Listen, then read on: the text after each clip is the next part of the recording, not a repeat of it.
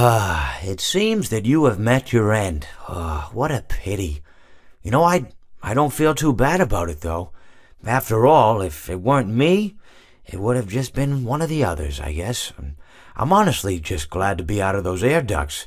It's not easy for a hippopotamus to fit up there, and not easy to get down either, and not as young as I used to be, as you can see. I used to be able to do all sorts of things. You're young, you're vibrant, you have that sort of pep in your step. It reminds me of a conversation I was having with one of my good friends, Orville. We were having a nice picnic one day. I believe it was summer. No, perhaps it was... Was it the fall? Yes. It was the fall because the leaves had turned already. But I said to Orville, I says, "Orville, I have a story to tell you." And Orville looked at me, kind of odd and said, "What's it about?" I said to him, "Not every story has to be about something, Orville. Sometimes a person just wants to talk. Why does everything have to be a story?" I said to him. He just looked at me and he said, "Well, you said you had a story." And, he was quite right. I did, in fact. I told him I had a story. I suppose if a person just wants to talk, then it's best to not announce that you're telling a story.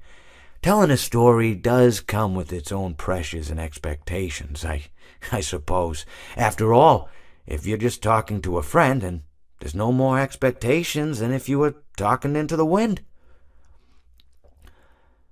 Words by themselves aren't expected to carry, aren't expected to stick. But if you announce you're telling a story, well then, there'd better be a point to it all, No one wants to sit and listen to someone ramble on and on and on with absolutely no end in sight. So, it's good to be mindful that when you tell someone that you're about to tell a story, that you have something to say. Telling someone that you're going to tell them a story is tantamount to asking them to stop what they're doing and pay attention.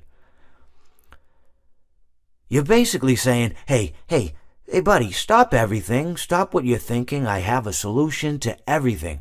And, well, I didn't really have any story to tell. In hindsight, I probably just misspoke when I said that I had a story.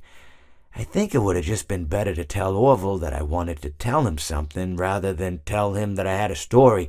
But, even then, it might have put too much importance on the whole thing. Either way, it was quite a nice day. I remember that we were drinking tea.